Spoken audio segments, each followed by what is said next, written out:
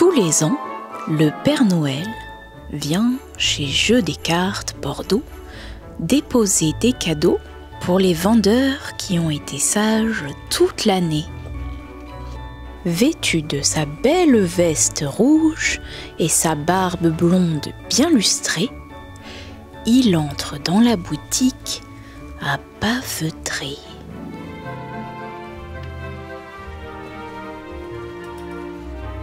Mais qu'est-ce que tu fais? Ah, d'accord. Donc c'est toi qui manges tout le gâteau là à chaque fois. On laisse les... Oui. Hein? Monsieur Alexandre démasqué, le mangeur de gâteaux là, on laisse des parts, ça disparaît. Hein? Mais après... On sait qui c'est maintenant. On sait qui c'est. Ouais, mais hein? regardez des trucs aussi et... Ça laisse des miettes partout là. C'est quoi? C'est quoi t'as? Ben tiens, hop. Voilà, c'est pour Bibi ça. Ah, c'est pas que pour toi. Hein. Tous les vendeurs qui ont été sages. Pas possible.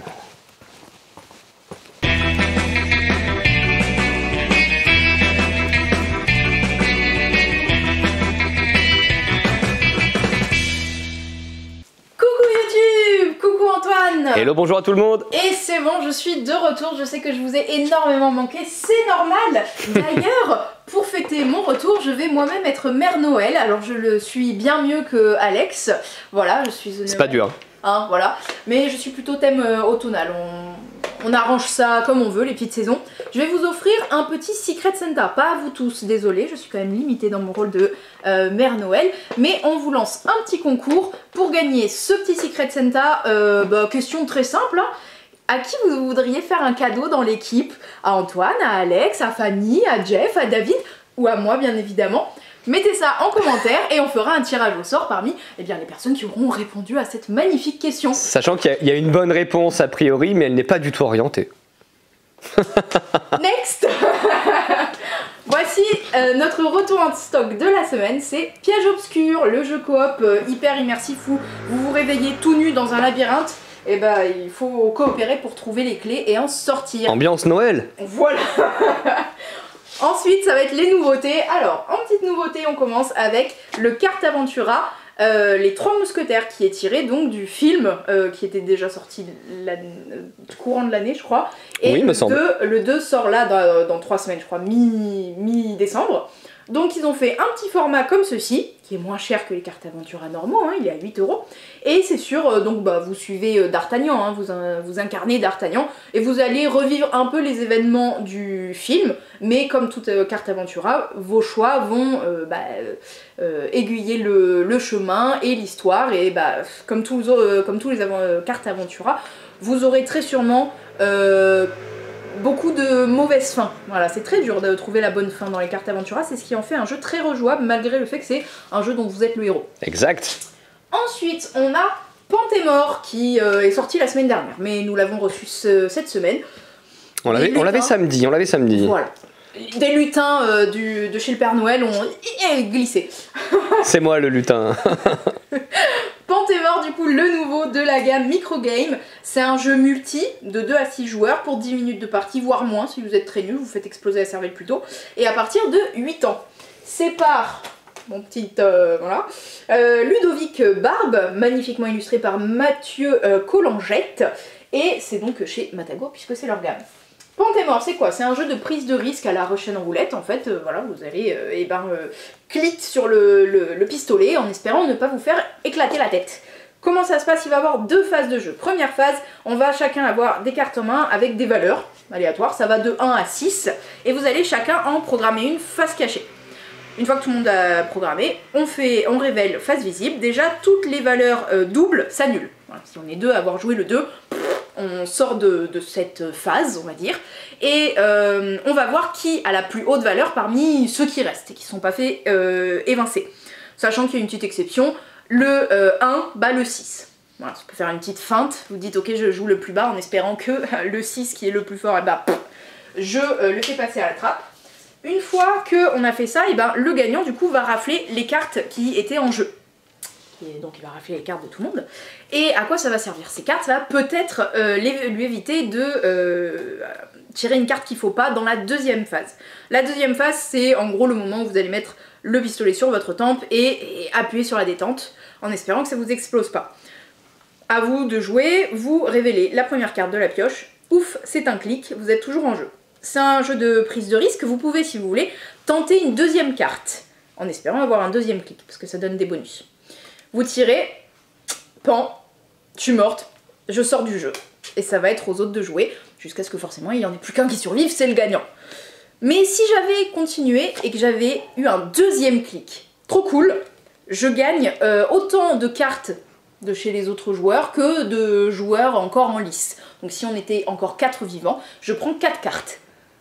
Chez qui je veux. Je peux en prendre 4 chez toi si tu en as 4. Et ces cartes, à quoi elles servent? Eh bien justement, les cartes de petits bonhommes là, que vous aurez gagné en début de partie, vous pouvez les défausser au lieu de chercher là à tirer le flingue. Vous pouvez les défausser pour passer votre tour. Si vous voulez passer votre tour, il faut en défausser des cartes autant que de personnes qui sont encore en jeu. Donc si on était 4 encore en jeu et que je n'ai pas envie de clic-clic, je vais devoir défausser 4 cartes que j'avais précédemment gagnées, si j'en ai 4. Sinon, je devrais piocher. Je peux aussi juste en défausser une et remélanger tout le tas de pans. Voilà, au cas où. Et voilà, on fait ça jusqu'à ce que tout le monde soit mort sauf un, et ce sera le gagnant. Ça c'était, voilà, Pan est mort. Et enfin, une autre nouveauté, ou pas vraiment nouveauté, mais quand même nouvelle, de chez Matago, c'est Shadowhunters Fang. Alors, Fangs, pardon. Shadowhunters, ce jeu de rôle caché, de combat, c'est devenu un bon gros classique. Il s'est fait une nouvelle beauté déjà, avec des nouvelles illustrations, même si on reconnaît quand même qu'il a gardé son ambiance un peu sombre, mais d'heroic fantasy un peu manga, je trouve. Et ça, c'est un peu l'édition de luxe. Alors, l'ancienne édition n'existera plus, vous ne pourrez trouver que celle-là maintenant. Mais ce qui est cool parce que dedans vous avez l'extension qui avant existait, qui pendant un très long moment n'a plus existé et était introuvable, et revenu il n'y a pas si longtemps. Et bien maintenant vous l'aurez directement dans la boîte, c'est une extension avec plein de nouveaux persos et plein de nouveaux pouvoirs. Vous aurez donc des nouvelles illustrations et les cartes sont au format tarot. Voilà, donc très très joli et avec un format à peu près quand même protégeable. Parce que les sleeves de format tarot ça existe. Voilà! Je pense que c'est bon, je passe la suite. Hello à tous, cette semaine nous avons reçu A Long History, un jeu de François Bachelard et Antonio Ménez, Julie Gruet au visuel. C'est un jeu Nostromo édition, sans doute quand on voit le nom de Monsieur Bachelard qui a créé cette maison d'édition dans un premier temps pour éditer ses propres jeux, mais bientôt ce ne sera plus vrai puisque il y aura bientôt des auteurs autres que François signés donc chez Nostromo. Il nous tarde de découvrir tout ça. C'est un jeu, vous en doutez au visuel et au titre, un jeu de développement de civilisation. C'est un jeu de développement de civilisation assez minimaliste. Ça va en faire donc un jeu relativement accessible, hop, bien qu'on reste quand même sur du expert, mais franchement du initié expert, bref, vous avez compris. C'est un jeu où on va pouvoir jouer sur 3 âges, préhistoire, antiquité et moyen-âge, au choix, c'est-à-dire qu'on peut très bien choisir de faire une partie, on se dit bah aujourd'hui on fait juste une partie moyen-âge ou juste une partie préhistoire. On peut faire une partie complète au travers des 3 âges, et donc on va cumuler les points, préhistoire, antiquité, moyen-âge, compter environ 40 minutes pour chacune des époques, chacune des périodes. C'est un jeu qui a un plateau, somme toute assez minimaliste aussi, c'est simplement parce que le plateau n'est pas le cœur du jeu en fait, hein. Il prend de la place sur la table, certes, mais le cœur du jeu ce sont des cartes. En fait ce qui va se passer c'est qu'à chaque manche les joueurs vont recevoir des cartes, il va y avoir un joueur qui va recevoir les dés, qui va jeter les dés, et dès lors avec ces dés vous allez pouvoir faire des actions. Donc en fait ces actions en général ça va être de faire passer vos cartes qui sont ici dans votre zone d'événements, sont des cartes d'événements, pour les faire passer, clac, en dessous dans votre zone de civilisation, et là elles sont vraiment à vous, et elles vont vous rapporter des points, des bonus, etc. Pour faire passer ces cartes dans votre zone de civilisation, il faudra payer avec les bons symboles sur les faces de dés, sachant qu'on peut sacrifier des dés pour potentiellement relancer d'autres dés, donc il y a du hasard, mais on peut un petit peu mitiger ce hasard. On peut également décider de sacrifier l'un des dés que l'on a en notre possession pour aller nous servir chez les autres joueurs, puisque oui, tant que les cartes ne sont pas dans la zone de civilisation, tant qu'elles sont dans cette fameuse zone d'événements telle quelle, on peut aller leur piquer. Alors on paye un petit peu plus cher, mais c'est possible, ça peut être potentiellement intéressant.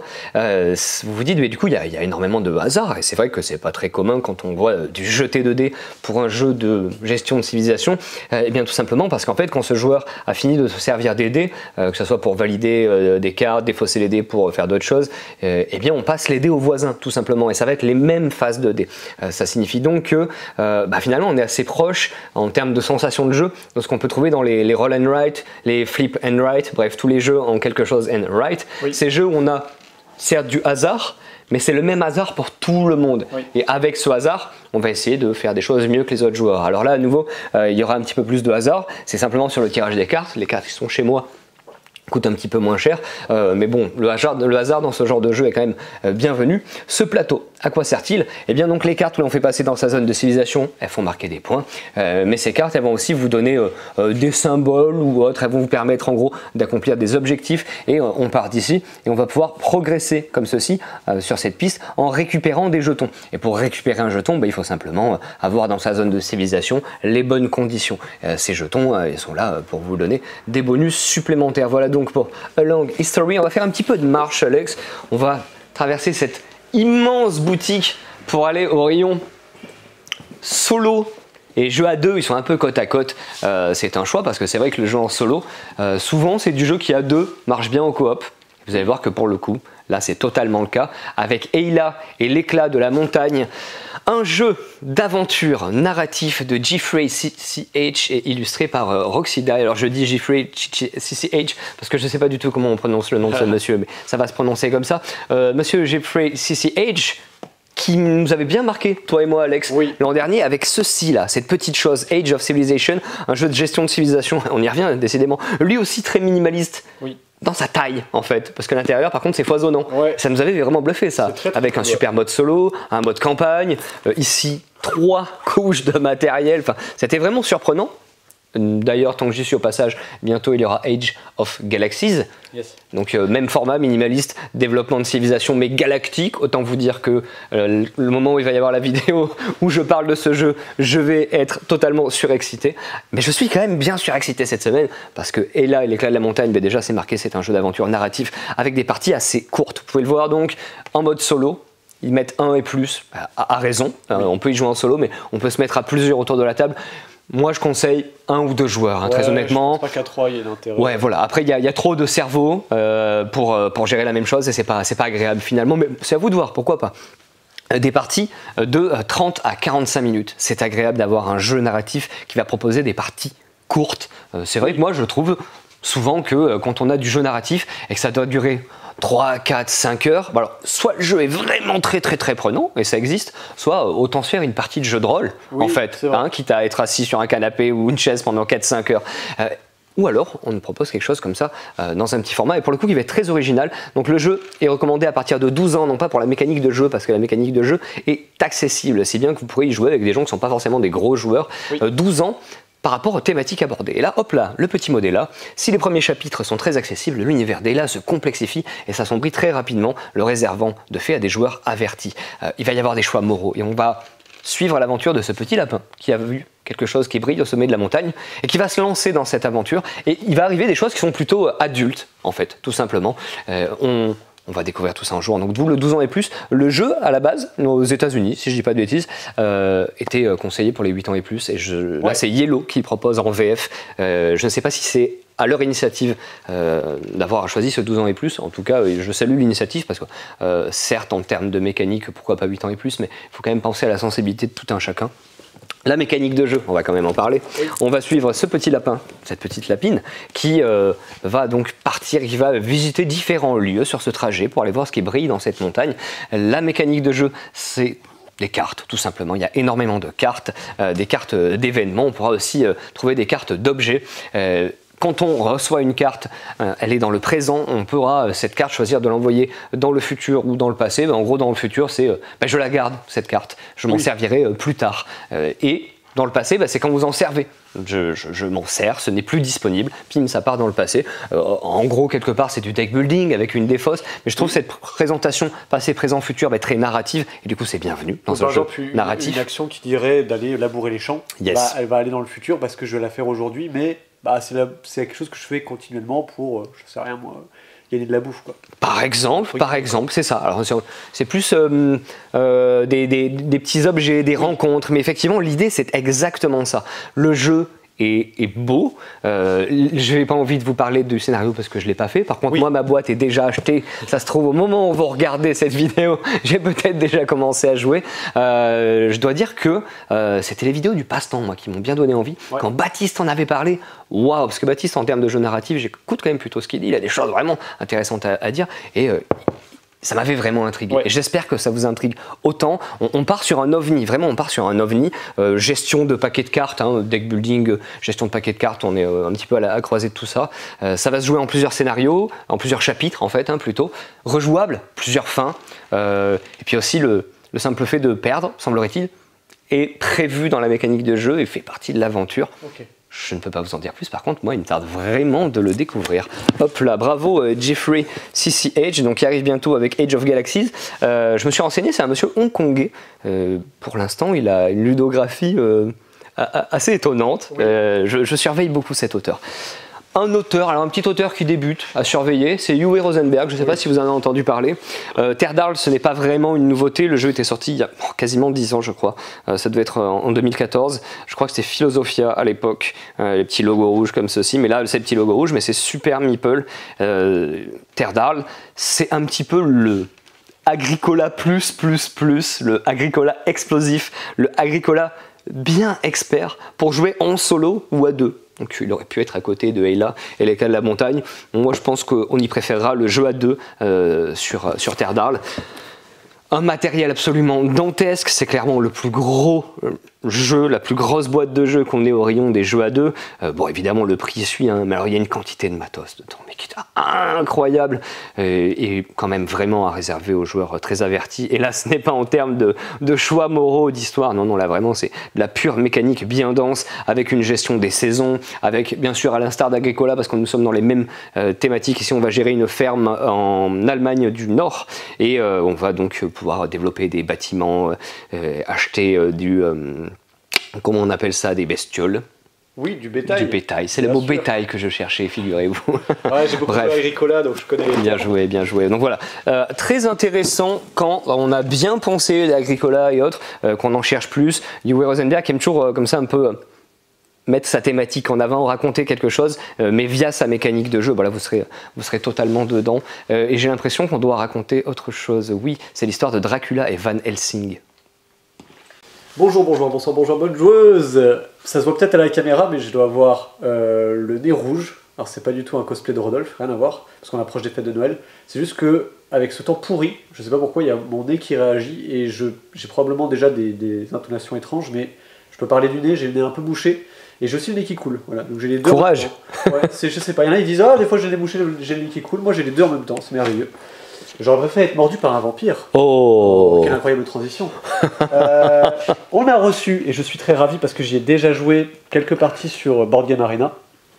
C'est un jeu qui s'appelle Dracula versus Van Helsing, donc c'est un jeu pour deux, c'est un jeu d'affrontement 1 contre 1, un joueur joue Dracula, un autre joueur joue Van Helsing. Ici c'est un jeu de Théo Rivière et de Maxime Rambourg. On connaît déjà d'ailleurs pour un petit jeu pour enfants, Fluffy Valley de mémoire, et il me semble qu'il y en avait un autre. Et je viens The Loop, c'est eux, non? The Loop, c'est ça, oui. Exactement. Bravo à eux. Donc là on les retrouve tous les deux, un jeu édité par Mandu Game du coup, et c'est BlackRock Games qui distribue ça. Un jeu que pour deux, qui a je trouve des petites sensations un petit peu de Sea Salt and Pepper, mais avec aussi des mécaniques un peu empruntées du jeu de cartes que j'aime beaucoup qui s'appelle Jekyll versus Hyde. Vous allez voir qu'il y a un petit système comme ça d'affrontement un peu à la manière d'un jeu de pli. Et donc, qu'est-ce qu'on trouve dans ce jeu? Déjà, c'est un jeu très peu cher, 18 € pour la qualité du matos. Ici, nous n'avons pas des cartes, nous n'avons pas des tuiles, nous avons l'association des deux, que j'appelle des tartes. Ce sont à la fois des tuiles et des cartes. Excellent. C'est vraiment hyper épais. Ah, mais c'est tellement agréable à manipuler. Les porte-cartes qui sont là, c'est pas moi qui les ai ramenés de je sais pas où, ils sont dans la boîte. Vous avez un plateau avec un certain nombre de jetons, donc là il y en a 20. Ce sont des jetons de villageois. Vous avez des jetons de points de vie. Pourquoi? Parce que les points de vie, ce sera pour le joueur qui joue Dracula, et le joueur qui joue Van Helsing, lui, va essayer de sauver les villageois. Dracula, lui, va essayer durant la partie de transformer des villageois.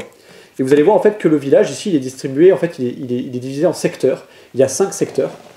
Et si Dracula, durant la partie, arrive à faire transformer, en fait, à mordre 4 villageois, à les transformer en vampires, il a gagné la partie. Pour que Van Helsing gagne la partie, lui, il doit empêcher cette situation d'arriver, et il doit tenir en fait 5 manches. Si au bout des 5 manches, Dracula n'a pas rempli sa condition, ou s'il a plus de points de vie, dans ce cas c'est Van Helsing qui gagne la partie. Hop, je remets ça comme c'était. Les joueurs vont commencer au début de chaque manche par piocher 5 cartes, qui vont placer aléatoirement comme ceci. Et en fait, les cartes qui sont en face de vous, quand vous allez les lire, ça correspond aux cartes qui vont s'affronter sur le district en question. C'est-à-dire que là, on a le district numéro 1, donc la carte qui est le plus à droite ici, c'est le district 1. Là, ce sera le district 2, ici le 3, ici le 4, ici le 5. Et moi, c'est pareil. À chaque tour, c'est super simple. Vous aurez le droit, tout simplement, de jouer la première carte. En gros, vous allez piocher la première carte du paquet. Et vous aurez le choix, soit de la défausser, soit de la remplacer par une de vos cartes ici. Si je décide de la défausser, je vais immédiatement appliquer le pouvoir de la carte que je défausse. Il y a des cartes qui vont être en 4 couleurs. Vous allez voir qu'ici, il y a un ratio de couleurs qui fait penser un petit peu au jeu de pli, justement. Donc il y a 4 couleurs, rouge, jaune, violet et vert. Et les cartes vont avoir des valeurs comprises entre 1 et 8. Donc comme je disais, quand je pioche une carte, avant de la révéler à mon adversaire, je peux la défausser et appliquer son effet. Ou alors je peux tout simplement la remplacer par une de mes cartes. Je peux très bien décider de la remplacer, je vais remplacer par celle-ci, hop. Et donc la carte que je viens de remplacer, pour le coup, je la défausse.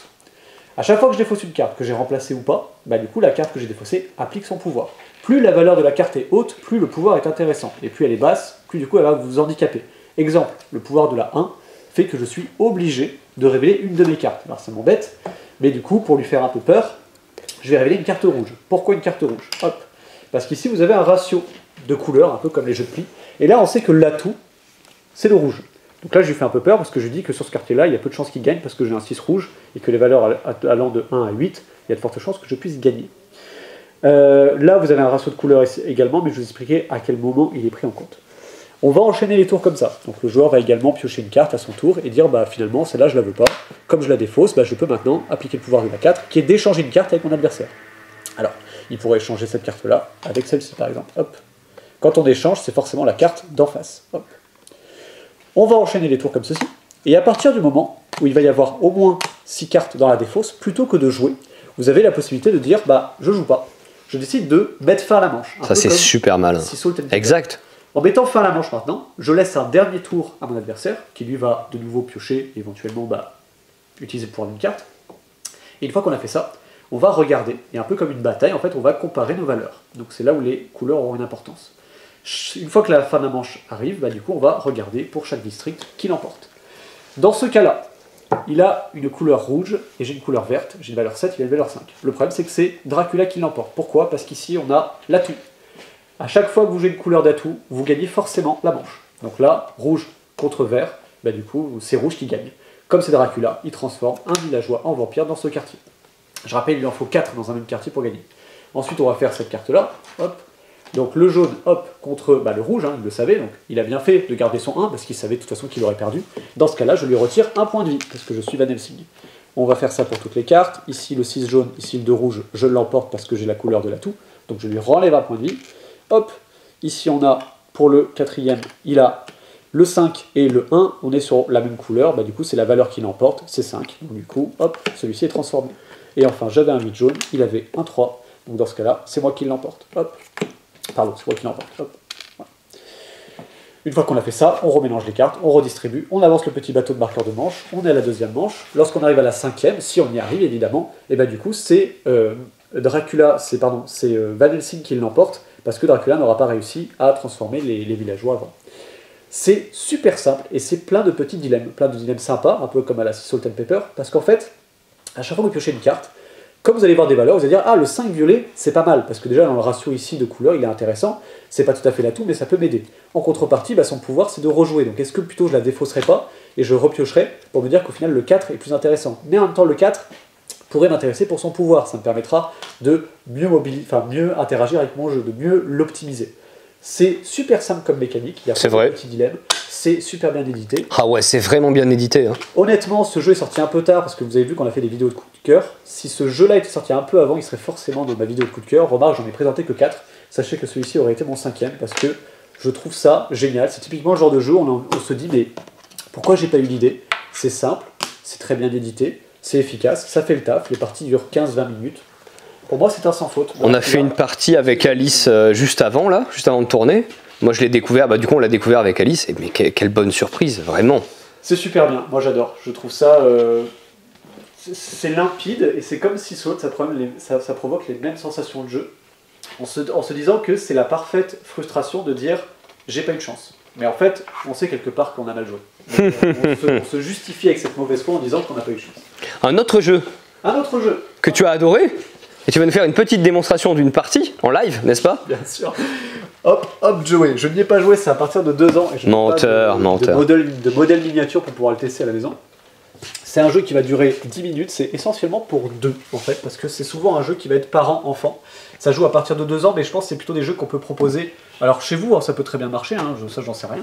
Mais souvent dans les bibliothèques ou pour des écoles, ça marche très très bien parce que c'est des jeux qui vont dynamiser votre enfant de manière très physique en fait. L'idée dans Joey, donc un jeu à partir de 10 ans, c'est 10 minutes, 15 minutes les parties. C'est un jeu dans lequel on va avoir des petits, comment on appelle ça, des petits assiettes en fait, qu'on va poser au sol, qu'on va jeter un peu partout, face cachée. Et sous ces cartes-là, il va y avoir des Joey. C'est un petit kangourou en fait. Et le petit kangourou, ici, il y en a 3 exemplaires. Il faut trouver les 3 pour gagner la partie. Il y a le parent et il y a l'enfant. À chaque tour, ce qu'on fait, c'est qu'on va crier hop, hop, Joey. Et à chaque mot qu'on va prononcer, on va sauter sur les différentes cartes en fait. Donc on a les cartes au sol. Je fais hop, hop, Joey. Je tombe sur Joey. Je prends la carte.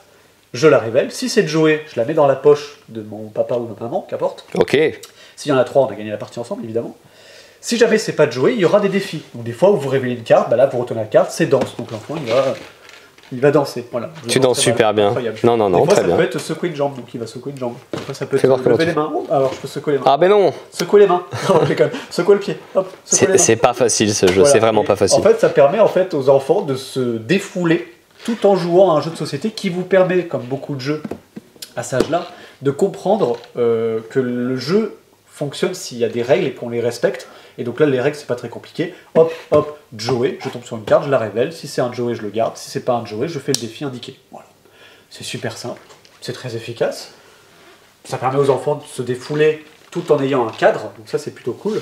Je l'ai pas précisé, mais c'est un jeu de Marisa Peña et c'est Men Diaz. Men, moi je savais pas que c'était un prénom, Men. Je pensais que c'était Marie, mais non, c'est marqué Men Diaz, illustré par Men Diaz, et c'est un jeu de chez Loki, une gamme qu'on apprécie beaucoup pour ces petits jeux enfants.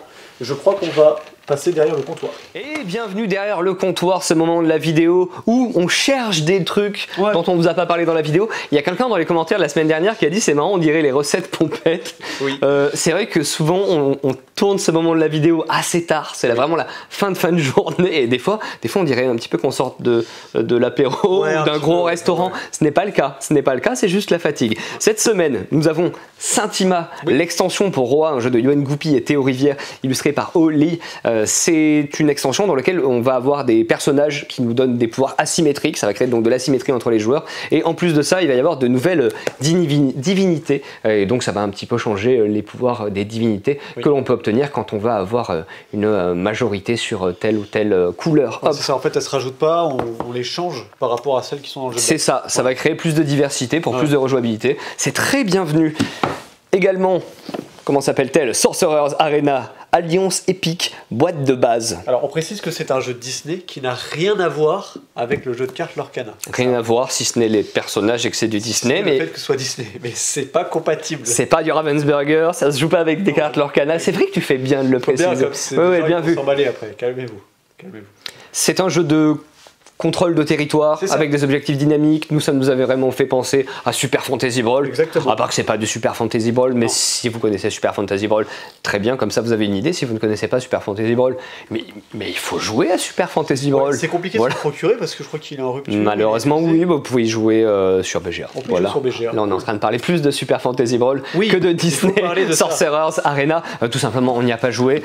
Plutôt qu'ici, avoir des figurines, ce qui va gonfler le prix de la boîte qui est déjà un petit peu gonflé par la licence, c'est normal, hein, c'est le jeu. On va avoir des petites figurines en plexi, et c'est joli, franchement ça rend plutôt bien. Les illustrations sont vraiment très modernes, ils n'ont pas récupéré les illustrations des dessins animés d'origine, et il y a certains personnages, on se demandait de qui il s'agissait, et on a trouvé, elle, Demona, c'est dans Gargoyles, apparemment il y a une nouvelle série Gargoyles. J'en ai aucune idée. Bah écoute, apparemment, bref, hop, il reste un dernier petit quelque chose cette semaine, je crois. Oui, tout à fait, on a reçu ce sac-là, qui est absolument magnifique.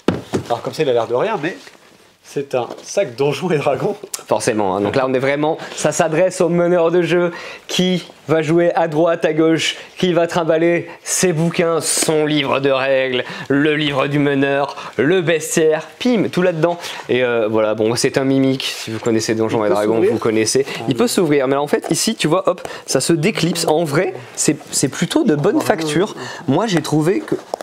Hop là, j'ai trouvé que c'était plutôt de bonne facture. En vrai, il y a pas mal de choses, de pièces qui sont comme ça métallisées. Bref, on va pas vous faire la review totale. C'est plutôt la bonne qualité dans l'ensemble. Et puis voilà, il y a une tête de mimique, c'est Donjons et Dragons. Oui, bon, bah j'ai craqué. Voilà. Ok. Je crois que c'est tout bon cette semaine. Ouais, c'est la fin des recettes pompettes. Tout à fait. Et donc on vous dit à très bientôt chez Jeux des cartes Bordeaux.